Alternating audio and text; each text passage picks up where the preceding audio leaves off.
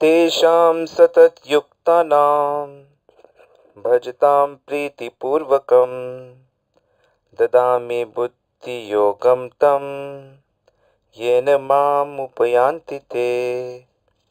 तो आज भगवत गीता के 10वें अध्याय का 10वां श्लोक है और इस श्लोक में भगवान ये बता रहे हैं कि जो लोग मेरे भजन में लगते हैं, भक्ति करते हैं, तो मैं अपनी तरफ से क्या करता हूँ उनके लिए, ये भगवान इस श्लोक में बता रहे हैं। तो जो सतत मेरे भजन में लगे हुए हैं, तो मैं उनको एक विशेष प्रकार की बुद्धि प्रदान करता हूँ और उस बुद्धि की मदद से वे बड़े शीघ्र ही मुझे प्राप्त कर सकते हैं। तो देखा आपने कि भगवान ने कितना बड़ा रहस्य हमें बता रहे हैं। भगवान अपने दिल को खोल के यहाँ दिखा रहे हैं। यह महत्वपूर्ण बात यह है कि कौन है जो भगवान की भक्ति में, भगवान की प्राप्ति में सतत लगा हुआ है, प्रेम से लगा हुआ है।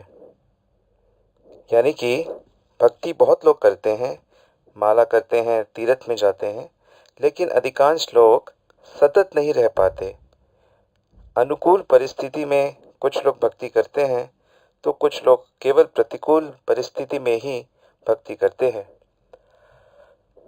जब उनके सामने कोई समस्या आती है, परेशानी आती है, तब वे भगवान के मंदिर की ओर मुड़ते हैं, वे तीर्थ की ओर मुड़ते हैं और भगवान से प्रार्थना करते हैं, उन्हें समझाने की कोशिश करते हैं कि देखिए आप भगवान हैं, आपका ये कर्तव्य बनता है कि आप अपने बच्चों की रक्षा करें, तो आप हमारी ये समस्या ठीक कर दीजिए। कबीरदास जी ने भी कहा है कि दुख में सुमिरन सब करे और सुख में करे ना कोई, और जो सुख में सुमिरन करे तो दुख काहे को होए। यानी कि दुख में याद करते हैं, सुख में याद नहीं करते, और अगर हर समय भगवान को याद करें तो फिर दुख होगा ही क्यों। तो हमको ये बात समझनी होगी कि भगवान के साथ हमारा क्या रिलेशन है। भगवान के साथ जो हमारा संबंध है उसे अभी समझना थोड़ा मुश्किल है, क्योंकि भगवान के साथ जो रिलेशन है वो बहुत डीप है, वो बहुत शक्तिशाली है। वह संबंध यहाँ किसी भी रिश्ते में अगर हम देखें तो हम न्याय नहीं कर पाएंगे, क्योंकि यहाँ के जितने भी रिश्ते हैं वह सब के सब क्षणिक हैं, टेम्पररी हैं।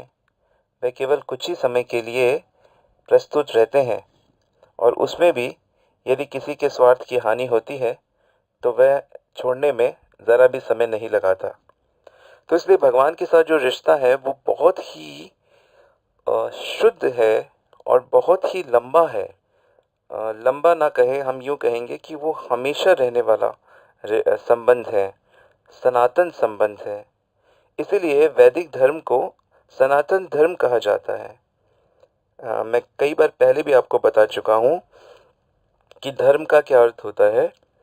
धर्म का अर्थ होता है आत्मा का जो नित्य स्वभाव है। जैसे कोई भी वस्तु जब हम बनाते हैं या बनती है तो उसके साथ साथ उसका एक स्वभाव भी गठित होता है, उसका नेचर जो होता है। जैसे कि अग्नि है तो अग्नि का स्वभाव है प्रकाश और ऊष्मा और दाहक शक्ति। यानी कि अग्नि है तो उसमें रोशनी होगी, लाइट होगी, उसमें गर्मी होगी और उसमें जलाने की शक्ति होगी। तो ये तीन चीज़ें अग्नि का धर्म है, अग्नि का स्वभाव है। ठीक उसी प्रकार जो आत्मा है, जो हम हैं, हमारा स्वभाव है भगवान की सेवा करना, भगवान से प्रेम करना। ये हमारा नेचर है। तो हमारा सनातन धर्म क्या हुआ कि हम भगवान के सेवक हैं, हम भगवान से प्रेम करते हैं और उनको प्रसन्न करने में ही हमें स्वाभाविक आनंद आता है। तो ये हमारा धर्म है। इसके विरुद्ध जब हम अपने को सुखी करना चाहते हैं या अपनी सांसारिक इच्छाओं को पूरा करना चाहते हैं तो ये अधर्म है, ये अस्वाभाविक है। इसलिए यह करते हुए जो हमें आनंद मिलता है वो वास्तव में आनंद होता नहीं है, वो केवल हमारा माना हुआ होता है। इसीलिए हमारा माना हुआ थोड़े ही दिन में हमें दुख देता है। तो वैदिक शास्त्र, स्पेशली भगवत गीता, भागवत पुराण, वेदांत, और वेद हमको ये बताते हैं कि आत्मा का पहला कर्तव्य ये है कि मनुष्य योनि प्राप्त करने के उपरांत वह भगवान के साथ अपने उस दिव्य संबंध को स्टैब्लिश कर ले। और इस स्टैब्लिश करने के लिए शास्त्र कई अलग अलग प्रकार के योग का वर्णन करते हैं। शास्त्र कर्म योग, ध्यान योग, अष्टांग योग, ज्ञान योग और भक्ति योग के विषय में बताते हैं। भक्ति योग उनमें एकमात्र ऐसा योग है जो सबके लिए सुलभ है। इस योग को करने के लिए किसी बाहर की योग्यता, क्वालिफिकेशन की आवश्यकता नहीं होती। कोई भी मनुष्य कभी भी, कहीं भी, किसी भी अवस्था में इस भक्ति योग का पालन कर सकता है, क्योंकि ये भक्ति योग सबसे महान है और इस भक्ति योग के भीतर हर प्रकार के योग अपने आप ही आ जाते हैं। भक्ति योग क्या होता है? भक्ति योग का अर्थ होता है भगवान से प्रेम करना, भगवान को प्रसन्न करने की इच्छा होना, सभी इंद्रियों से इंद्रियों को देने वाले भगवान श्री कृष्ण की इंद्रियों को तुष्ट करना। ऋषिकेन ऋषिकेश सेवनम भक्तिर उच्यते। भक्ति का अर्थ होता है स्नेह से, प्रेम से सेवा करना। यह संबंध लाखों माताओं के प्रेम को यदि इकट्ठा कर लिया जाए तो उससे भी कहीं अधिक भाव इसमें निहित होता है। तो भगवान कह रहे हैं कि जो सतत मेरे भजन में लगे हैं और प्रेम से मेरा भजन कर रहे हैं, तो उनको मैं एक विशेष बुद्धि देता हूँ। कई बार ऐसी परिस्थिति आती है जब हमें बहुत सी चीज़ें समझ नहीं आती, ना हमें गुरु की आज्ञा समझ आती है, ना हमें शास्त्र के सुझाव, उपदेश समझ में आते हैं। परंतु यदि हम अपने भजन में दृढ़ हो रहेंगे तो भगवान भीतर से ही प्रकाश प्रदान करते हैं, ज्ञान प्रदान करते हैं। लेकिन भगवान की कंडीशन है कि तुम सतत लगे रहो। कोई भी परिस्थिति आए तो मेरा भजन मत छोड़ो। चाहे अच्छी परिस्थिति आ जाए, आपके पास बहुत धन आ जाए, तो आप अपना समय धन को गिनने में न लगाओ, आप उसकी कोई पार्टी करने में मत लगाओ, पर भगवान की कृपा समझ के उसे भगवान की सेवा में लगाओ और अपना भजन इंटैक्ट रखो, अपने भजन को बढ़ाओ। भजन करने में एक भजन आनंद भी होता है, क्योंकि भगवान की हर चीज़ स्पिरिचुअल आनंद को प्रदान करती है। इसलिए अपना नियम बहुत सावधानी से, दृढ़ता से उसका पालन करना चाहिए और विश्वास रखिए बहुत ही जल्दी ऐसी स्थिति प्राप्त हो जाएगी जो कभी हटेगी नहीं। प्रकृति के 3 गुण सत्वस, रजस और तमस होते हैं। हर मनुष्य, पशु पक्षी, हर सिचुएशन, हर क्रिया इन्हीं गुणों के नियंत्रण में रहती है। हमारा मन, बुद्धि, इंद्रियां भी इनके नियंत्रण में रहते हैं। जितना प्रकार का आनंद हम इस संसार की वस्तुओं से प्राप्त करते हैं, लोगों से, घटना से, अवस्था से, वह सब सत्वस, रजस और तमस के ही गुण होते हैं। लेकिन भगवान का जो आनंद होता है वह इन तीनों गुणों के परे होता है। उस आनंद को शुद्ध सत्व या प्रेम स्तर कहा जाता है।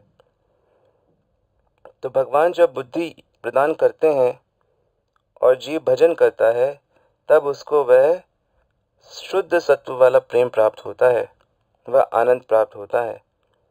प्रेम तक पहुंचने की 9 अवस्थाएं पहले बताई जा चुकी हैं कि सबसे पहले श्रद्धा और फिर उसके बाद सच्चे साधुओं से मित्रता, उनके संरक्षण में रह के भजन करना चाहिए।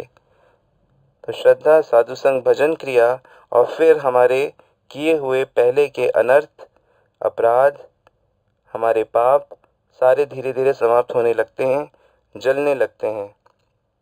भगवान का नाम जप करने से, भक्ति करने से पहले पुराने पाप खत्म होते हैं और फिर भगवान के नाम में और भक्ति के इस विधि में बहुत तीव्र निष्ठा और रुचि उत्पन्न होती है और फिर धीरे धीरे ये बढ़ती हुई आसक्ति भाव और प्रेम तक पहुंचती है।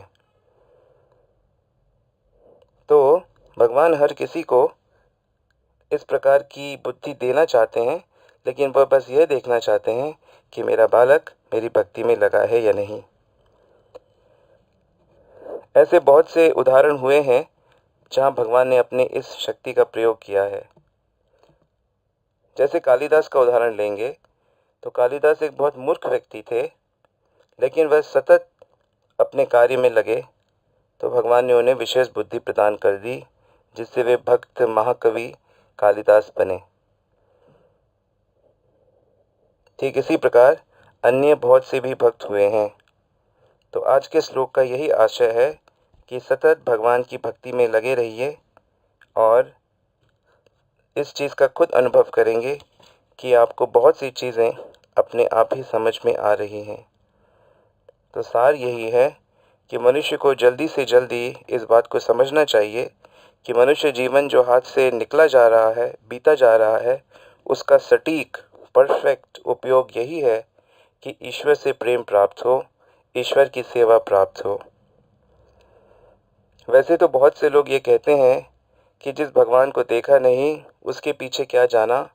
आज संसार में जो गरीब लोग हैं, जो दुखियारे हैं, उनकी सेवा करना ही भगवान की सच्ची सेवा होती है।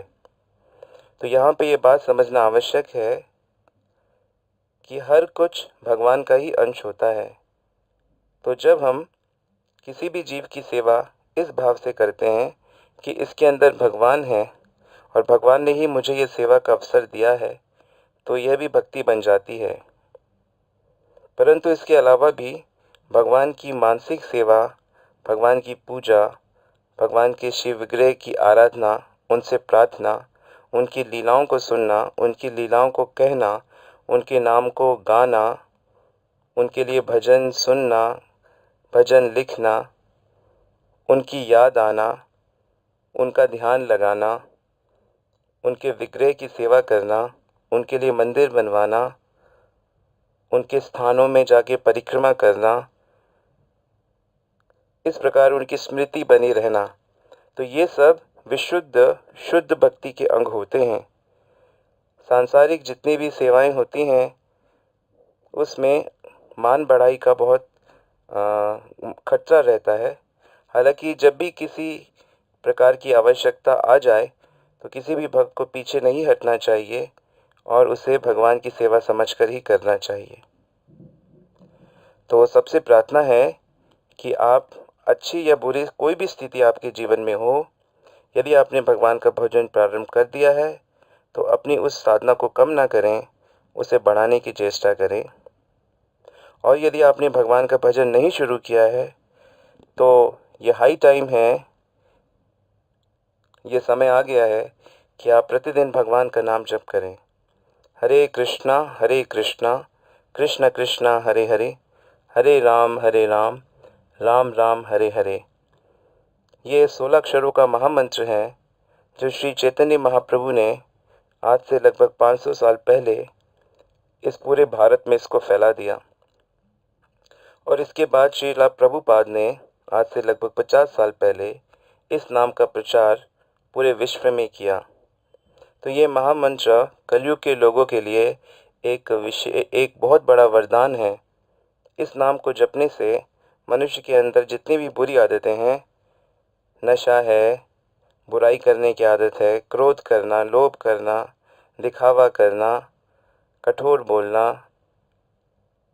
ईर्ष्या द्वेष आदि जितने भी बुराइयां हैं वह बहुत जल्दी ही समाप्त हो जाती हैं और भगवान के प्रति शुद्ध भक्ति हृदय में प्रकट होती है।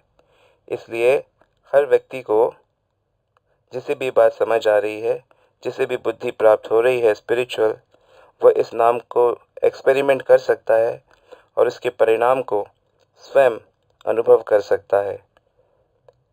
हरे कृष्णा।